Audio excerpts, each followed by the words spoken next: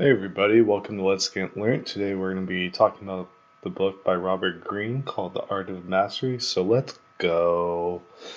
Alright. So, why does Robert Greene want us to read his book? Um, it kind of comes down to, I think, that Robert Greene is turning into an old guy.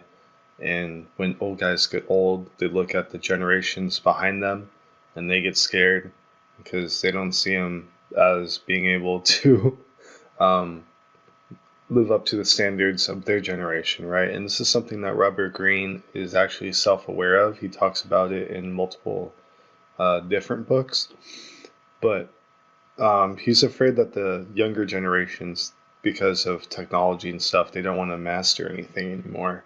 They don't want to get dirty with their hands, and they don't want to take time to learn anything. And so that concerns him because he's afraid that the younger generations, they don't want to take the time to master anything because all they want is gratification now. He says that younger generations, we just want everything now, and that we don't want to take time to master anything or really get good at anything because it's all about now. And he says we also have short attention spans. I say we because I'm 23, so um, I will admit I do have a hard time focusing. But so Robert Greene kind of compiled this book. He kind of wants us to read it and kind of explain the process of what mastery is and things to look out for. Alright, so what this picture shows is basically the road to mastery in a nutshell. There is 3 keys. Do you see up at the top and up on the bottom how they have social intelligence and pursuit of knowledge? I'm actually missing one. I don't have enough room to put it in, but that one is mentorship.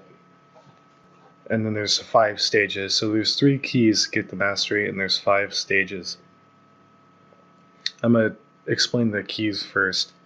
So as you're on your road to mastery, as you go through all the phases, novice, apprentice, the creative part, mastery, and then what I call God mode. I'm going to get to that one later on. But social intelligence is basically throughout your journey of becoming a master, you need to develop social intelligence because you need to know people to become a master in what you're doing. That's a very crucial part. Later on in the slide, I'll explain more about that with my buddy Benjamin Franklin. Another key is pursuit of knowledge. You always have to keep on learning to become a master, and you have to kind of know about other areas and apply them to whatever you're doing. So just don't pursue the knowledge of what you're trying to master, but pursue other knowledge to help you with mastering what you're doing. Like you might for instance, be working on a project and you might look into a subject that's completely unrelated on your project to get inspiration and advice from. I'm talking about something like that. And also what I don't have on here is mentorship. Robert Greene talks about mentorship that with every single phase of your road to mastery, you need to gain a mentor. And there's different levels of mentors, and you're going to go through a lot of mentors. Mentors are people that are supposed to help you out in that one section, but you could always outgrow your mentors, and you have to outgrow your mentor, else you're not going to grow. He also talks about with mentors that you kind of have to leave them at the right moment, or else they're going to start to use you. I've personally experienced that in the past. So make sure and look out for that. I'll explain that a little bit later. So now I'm going to talk about the 5 stages up to mastery. Novice. So maybe you are interested in something and you're not quite sure how to really pursue it. So you just kind of start book work and not really quite sure. You might want to become a master painter, so you start doodling. That's essentially what a novice is the very, very basic step. And then you become an apprentice. Maybe you find a mentor and you kind of go under that mentor's reign, and that mentor kind of guides you in that beginning stage while you're an apprentice. To kind of put some tools in your tool belt. Um, with the analogy of the painter, maybe you could actually shadow now. Your lines are a lot more defined. And then going on as again to the creative mode. The creative mode is when you're still kind of an apprentice, but you're a lot more knowledgeable and you kind of step outside the lines. In the creative mode, it's really good to actually step outside the lines. Maybe you're in a structure that is very rigid, but if you want to become a master, you have to learn how to break the rules gracefully and play outside of them. So you kind of start doing things your own way. You don't really care as much what other people think. You might gain another mentor to help you with this one avenue. And then that eventually leads up into mastery. Mastery is when you basically mastered your craft. You've learned everything about your area. People look up to you. You have a lot higher say in what goes on. But the road isn't done yet, and then you go into what I called God mode. That's not how Robert Greene calls it, but I ran out of room, so I had to sum it up in something, right? So what God mode basically is when you become such an absolute master, you just effortlessly create anything in that field. You know you're in this area when you have this childlike creativity to you, and everything just comes effortlessly. You can just effortlessly create, like you know how children have really good imaginations, and they kind of like do whatever they want with Legos or something. As a master, that's what you're going to develop, is that you're just going to have this childlike creativity with what you're doing, and it's going to spew out, and it's actually quite infectious because it's going to infect everybody around you. So that's essentially God mode in a nutshell. Alright, here I have for you some examples of masters talked about in the book. Look through the pictures and see if you recognize anybody. I'm going to start off with the main three that cover the topics of the keys to mastery, and then I'll go ahead and talk about a few others. So first I'm going to talk about social intelligence with Benjamin Franklin. So as much as Benjamin Franklin was a brilliant person, he wasn't a very socially intelligent, smart person. He was very naive. Um, he openly bragged while writing he didn't openly brag, but he wrote a newspaper because I believe his cousin wouldn't let him be a writer in one of his newspapers, so he made this false persona and wrote in articles to the newspaper with this false persona just so he could get his work published. And eventually he told his brother, and his brother got really, really mad, even though that Benjamin Franklin thought his brother would be very happy for him, and eventually kind of got really mad at him and kicked him out of business. So on there, Benjamin Franklin didn't really think that maybe his brother would be envious for him because he's a better writer than he is. Another scenario with Benjamin Franklin is that I guess the governor of Pennsylvania at the time was a really, really big talker. And he was like, oh, I want to make Pennsylvania a culture center of the world in the United States. So he sent Benjamin Franklin to England, and the governor of Pennsylvania at the time said, hey, go to England, get some printing presses, start a printing press in Philadelphia, and I'll send you some money when you get there. So eventually Benjamin Franklin went to London to go get printing presses, and there was no money when he got there. He eventually had to ask around, hey, what's going on? And someone finally told him, it's like, yeah, the governor of Pennsylvania is a big talker. He doesn't do anything that he actually says he's going to do. And there's also some other key moments with Benjamin Franklin as far as social intelligence. He gets a job in a printing paper mill or printing press, and then he realizes his boss is trying to have him recruit members so he can fire Benjamin Franklin. Benjamin Franklin catches a hold of his plan, and he ends up recruiting some members. He teaches them up to a certain point, and he's like, hey, if you come work for me, I'll give you higher wages.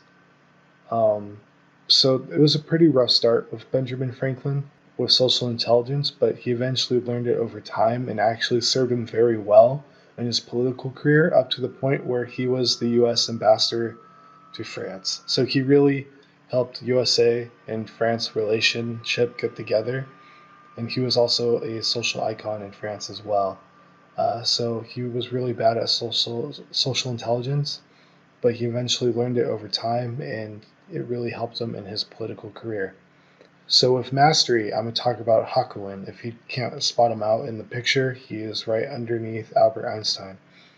So Hakuin was a Zen Buddhist, I guess you could say disciple or monk, who kind of read all the scripture. He was like, okay, I'm kind of bored of this. I'm going to go try to find the best Zen master I could find, because he was kind of upset with the hypocrisy of Zen Buddhist masters that he was in, that he was around. So he went all across Japan to try to find the best Zen Buddhist master. He would come across this one master, and he would kind of say, "Oh, he's just saying the same old stuff," and then he'll go over to another Zen Buddhist master and say, "Oh, this guy is full of crap." And then he eventually came after the Zen Buddhist master. I believe it was Zen Buddhist Master Rokuin. I think it was his name. I'm sorry, I completely forgot. But whatever. He went and he visited the Zen Buddhist Master, and Hakuin was really excited when he met him, because that master really put him under the test. He really challenged his way of thinking in Zen Buddhism, and he made him do some exercises to expand his knowledge. Hakuin loved this, and he went under his training to quite literal exhaustion. And then one day he eventually got up and he was like, "You know what?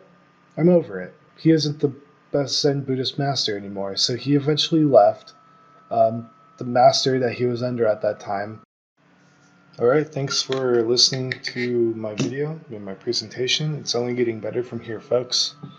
I thank you, love you. Subscribe, like, comment, and if you've read this book, let's talk about it below. Let's start up a dialogue. That would be awesome. Alright, peace out and ciao. Zen Buddhist master he ever came across. And he came across a note saying that actually Hakuin was the best Zen Buddhist master that ever was. So Hakuin traveled Japan to try to find the best Zen Buddhist master, when in reality Hakuin was the best Zen Buddhist master, and he actually revived that religion in Japan. It's an amazing story. Mastery there. And then I'm also going to share a story about Proust when it comes to pursuit of knowledge. So Proust kind of had this "I'm beautiful but useless" thing going on. He was a very fragile person. He was susceptible to illness. He didn't think he was going to live very long, which, spoiler alert, I think he only lived up to 32. So Proust basically went to like the bars and stuff around France. He was really interested in writing a book, so he needed to get characters for novels, right? So he became really, really good at observing people in bars and settings and stuff, and talking to the courtesans and all the upper class nobility that were in the establishment, and developed characters in his books around their personalities. Well, anyway, he wrote a couple of books. Some did very well, some didn't do very well. His parents didn't think he was going to really do anything with his life, because he's like, all you do is you don't make any money. You write books, but you don't make really any money off of them, and all you do is just sit in bars all night. Like, what are you doing? Well, during all this time, Proust, even though he appeared that he was doing nothing with his life, he was actually being really good with character development and observing people. Well, long story short, he wrote this book. I forget the name of the book. I'm sorry. But before he died, he wrote this book, and there's multiple dimensions of characters in this book, and it kind of captured everybody's imagination, and he kind of really captured what death was like and all of this. So he essentially mastered character development in multiple dimensions of character through all that time just observing people. And so my next person I'm going to talk about is, so that was pursuit of knowledge and mastery. The next, and social intelligence.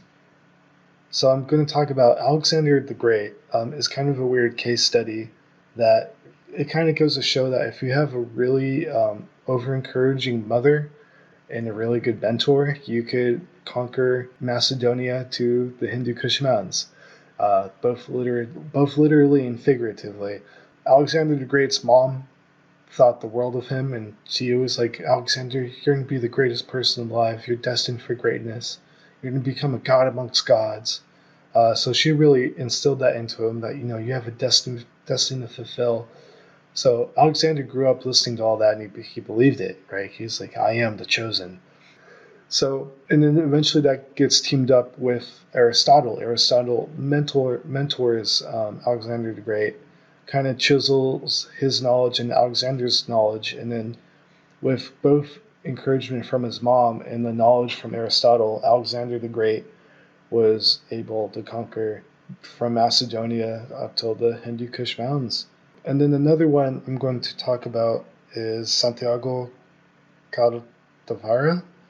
He was a Spanish architect, and what I really liked about him is that he took architecture to another level. He was not very happy with the very rigid idea of what everybody thought architecture should be. So what Santiago kind of thought, he's like, you know what, I'm going to take architecture, I'm going to stretch it to wherever I can. I'm not going to stretch it to the breaking point, but I'm going to stretch it to like before it breaks, right? As far as I can. And that's what he did, and became a master architect, building buildings and bridges around the world. Another person I'm going to talk about is Daniel Everett. Daniel Everett, he went to the Amazon rainforest to learn about the Piraha people and kind of learn their language, because nobody could try to learn their language. Well, people tried to learn their language, but they never mastered it.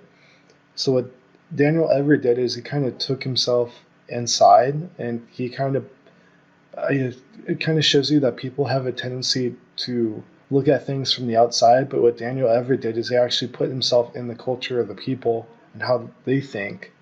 He kind of went out with them outside the tribe, and he cracked the code. He realized what their language was formed around, and it was formed around the jungle and the forest.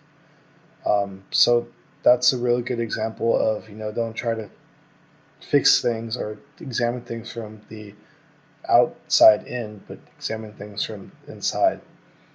Another person I'm going to talk about is Temple Grandin.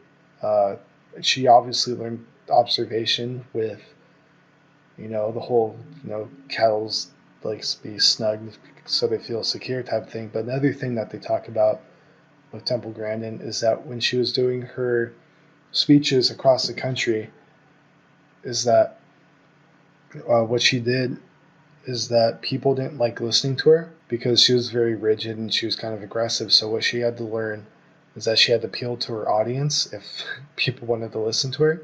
So she would humble herself and ask, she was like, so how can I make this better? How can I appeal to you so you would like to listen to my lectures? And she took criticism very well, and she changed herself so people would listen to her. I personally went to a lecture that Temple Grandin spoke to at Las Positas College. It was an amazing presentation. She was a very good speaker. I find it very lucky that I got to see her in person. Another person talked about was Charles Darwin. So Charles Darwin, what in the book pointed out about Charles Darwin is that he was what you call a greenhorn. He didn't really know anything about anything that he was really studying in his field. So as he went on that expedition to the Galapagos Islands and also around South America and other places, he learned just to kind of bide his time and not waste his energy with people, because that way he could conserve his energy towards his studies. And once he got off the boat, after being on the boat for months, he was able to project his energy towards his studies, and he was basically like a child in a candy store. And because he didn't try to make any enemies, he was able to do his job very effectively. And then another person talked about is Cesar Rodriguez, the last ace in the American Air Force. He wasn't a really good fighter pilot at all. Actually, he was below the standards, but he kind of persevered, pushed through. He had a couple of mentors along the way. and he was able to be one of the best renowned Air Force pilots the U.S. military ever had, especially in the modern day. Another person that I want to talk about is Yoki Matsukoa. I think that's how her name was. What she basically mastered is boredom. She was really good at doing menial, boring tasks all the time. And she was able to follow her dreams basically because of that. She was able to come to the States and help design robots and help with hands because she was really passionate about the human hand and how intricate it was. And she was able to do those things just because she was able to master really, really boring tasks. What I really, really like about Leonardo Da Vinci is that I didn't know this, but he's put learning and drawing in the same way. So he would go out and he would draw a tree when he was younger, and drawing and learning basically became one, and that's how he'd be able to do the things he did. Alright, thanks for listening to my video and my presentation. It's only getting better from here, folks. I thank you, love you. Subscribe, comment, and if you've read this book, let's talk about it below. Let's start up a dialogue. That would be awesome. Alright, peace out and ciao.